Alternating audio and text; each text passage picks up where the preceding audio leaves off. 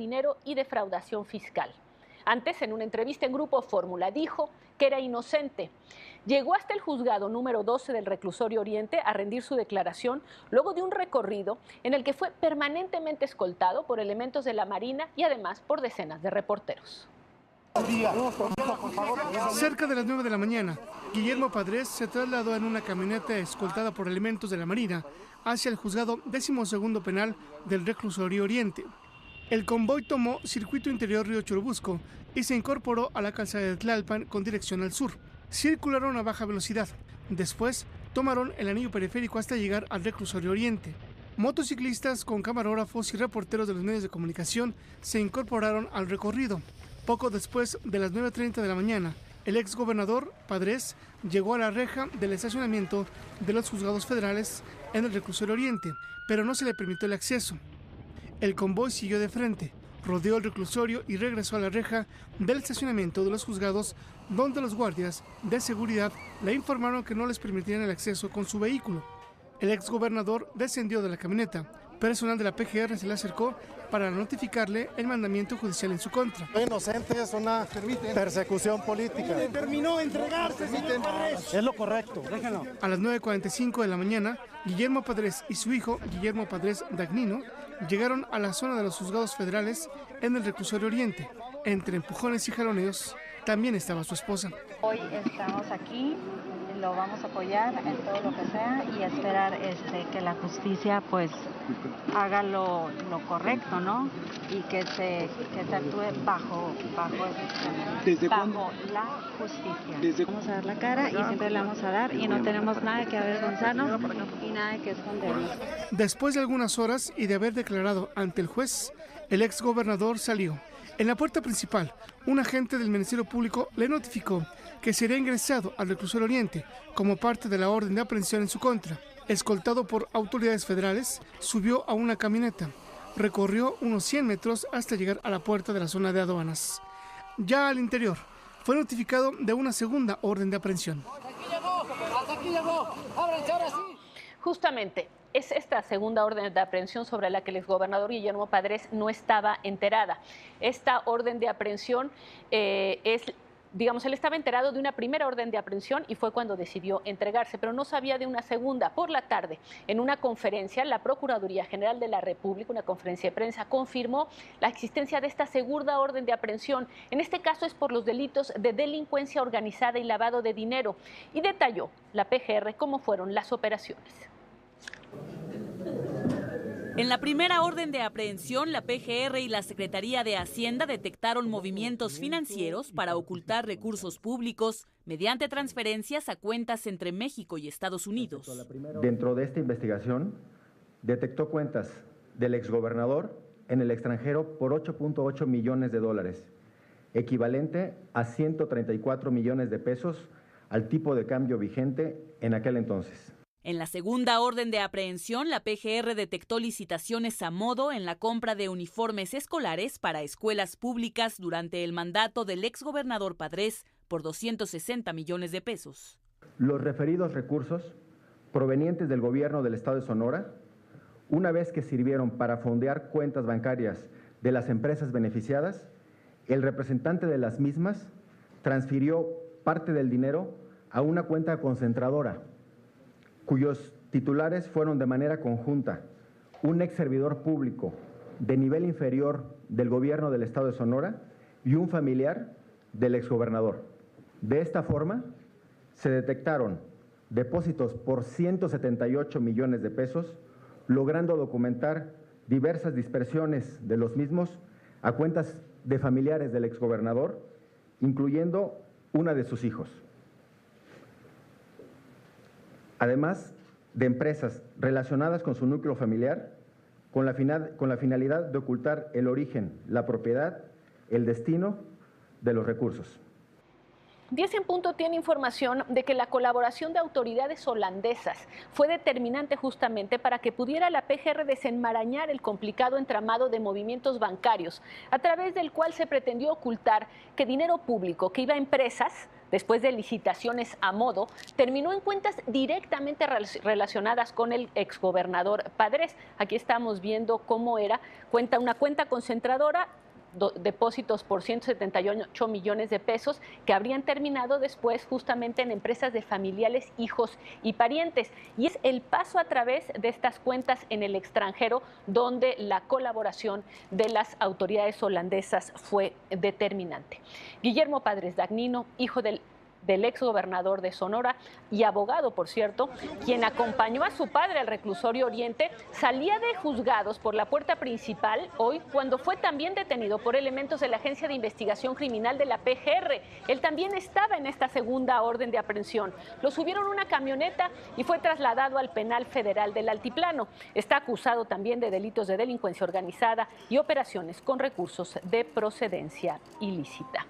Y hay que recordar que sobre esta primera orden de aprehensión, sobre la cual el exgobernador se sentía protegido, la que se le giró por un envío de recursos de 8.8 millones de pesos, una cuenta en los Estados Unidos, aquí el 30 de septiembre pasado, en 10 en punto, ya le habíamos anticipado la información. Recuperemos.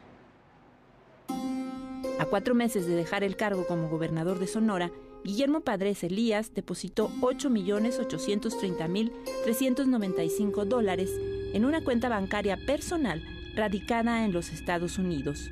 Durante su sexenio, el mandatario panista tuvo un salario de 78.880 pesos mensuales. ¿Y Guillermo Padres cómo sale? Bueno, Guillermo Padres chambeando, haciendo su trabajo, cumpliendo sus compromisos, ayudando al Estado para que haya aprovechado ser el primer gobierno de oposición. Y nosotros somos los menos corruptos del país, somos los que menos se incurren en ese tipo de acciones. Entonces, ahí están las estadísticas. Y me dice que el esfuerzo que hemos hecho en los años para erradicar la corrupción. Copia del estado de cuenta número 67205720055 del Banco Bilbao Vizcaya a nombre de Guillermo Padres Elías señala que los $8.830.395 ingresaron a su cuenta el 18 de mayo del año pasado. 4 días después, el 22 de mayo, el entonces mandatario panista retiró en efectivo los $8.830.000 de su cuenta personal. El dinero fue depositado a otra cuenta bancaria en el Citibank de Nueva York, a nombre de Minera SWF SADCB. Los $8.830.000 se cambiaron a pesos mexicanos y, de acuerdo al tipo de cambio de entonces, se convirtieron en $134.229.607 pesos. En la empresa minera SWF SADCB aparecen como socios Guillermo Padres Elías y su hermano Miguel. Ante las denuncias de enriquecimiento inexplicable el 24 de febrero del 2015, Guillermo Padres y su familia ofrecieron una conferencia de prensa para dar a conocer sus propiedades. Sobre cuentas bancarias en Estados Unidos, respondieron: Yo sí tengo una cuenta particular allá, no traigo estado de cuentas, pero tengo una cuentecita allá, no me quiero equivocar, pero debo tener alrededor de $20,000, algo así que he ido guardando. No sé si tú tengas cuenta.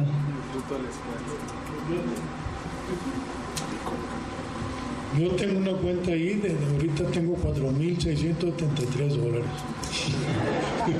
¿Tú? Yo tengo una cuenta en Wells Fargo allá también. En mi cuenta tengo $1,300.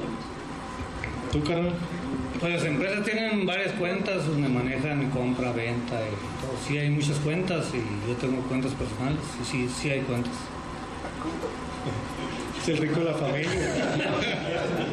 En el listado de empresas que presentó la familia Padres a los medios de comunicación, no aparece la empresa minera SWF SADCB. Hay que decirlo, también aquí, desde el 24 de septiembre del 2014, documentamos que el entonces gobernador retenía en una presa que había hecho aguas federales. Había perforado también pozos sin la autorización de la Conagua en su rancho. En 2014, la Comisión Nacional del Agua inició un procedimiento administrativo contra Guillermo Padres por la construcción de una presa en su rancho, Pozo Nuevo, ubicado en el municipio de Arizpe, luego de un reportaje que presentó Punto de Partida en septiembre de ese año. Yo tengo 20 años aquí. Cuando yo recién llegué aquí, la gente sembraba su milpa, había agua en el río. Y sembraban pues maíz, sembraban frijol, sembraban chile, de todo sembraban. ¿Y ahora? Y ahora nada, pues la gente que no tiene agua. Teníamos agua de pie, sí, pero se nos fue secando. Los habitantes denunciaron haberse quedado sin agua a raíz de que en el rancho El Pozo Nuevo, propiedad del entonces gobernador, se construyó una presa hidráulica para regar 300 hectáreas de nogal. Él tiene bombas para succionar el agua y toda el agua que viene, pues ahí la absorbe para arriba y no la deja llegar para acá. ¿Y eso les afecta a la comunidad? A todos, sí, no. a todos, en las siembras, en las casas, para todos. En 2011, en la propiedad de 3.670 hectáreas sobre el afluente del río Manzanal, se construyó esta presa hidráulica que tenía una cortina de 120 metros de longitud y 80 metros de altura y almacenaba 4 millones de metros cúbicos de agua. El arroyo lo tapó él, hicieron la presa en el puro arroyo. Padres dijo que era una obra que ya existía. Hay un represo que tiene pues más de 60 años, porque cuando lo compró mi padre en aquel entonces ya estaba, era una comunidad minera que me imagino que para eso lo usaban.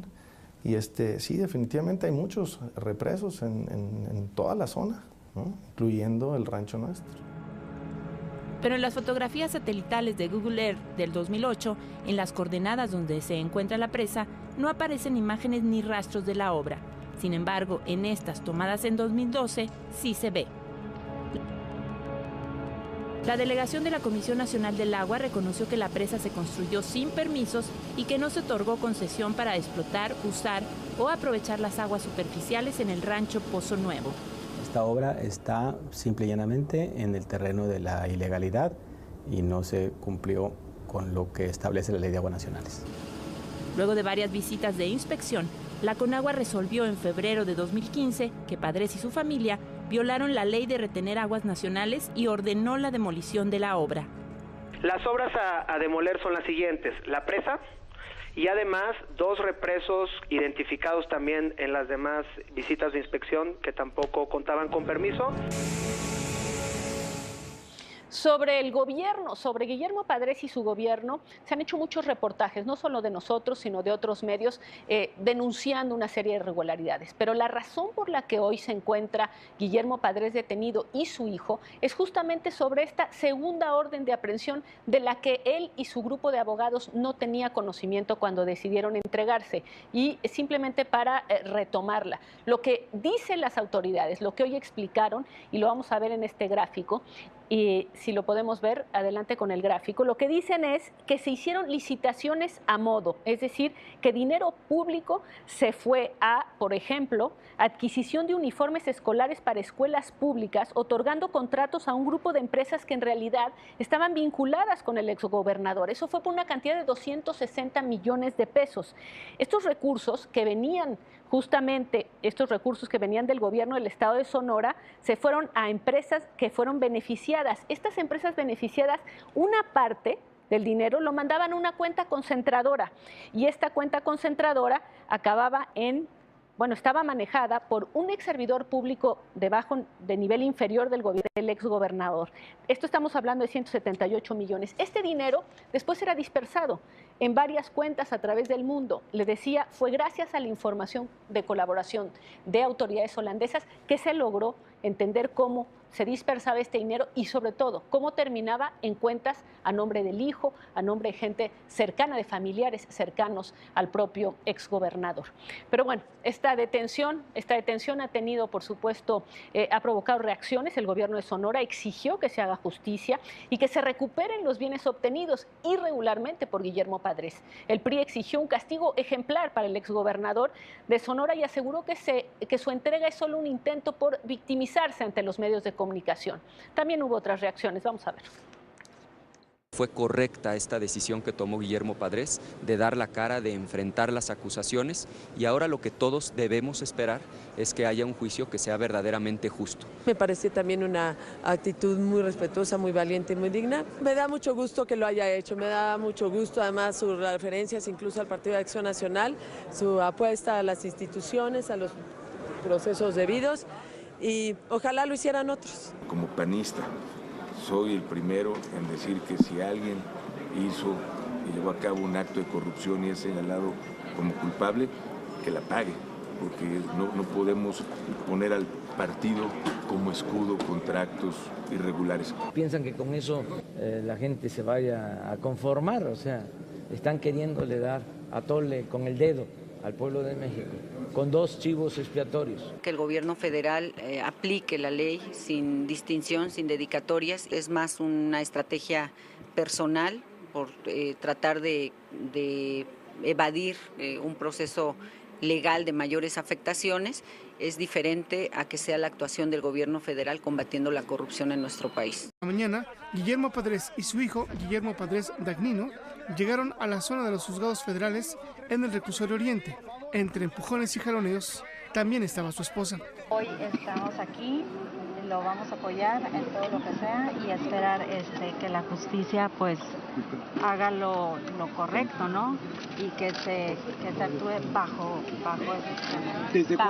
la justicia. Vamos a dar la cara y siempre le vamos a dar. Reclusorio Oriente. El convoy tomó circuito interior Río Churubusco y se incorporó a la calzada de Tlalpan con dirección al sur. Circularon a baja velocidad. Después tomaron el anillo periférico hasta llegar al reclusorio Oriente.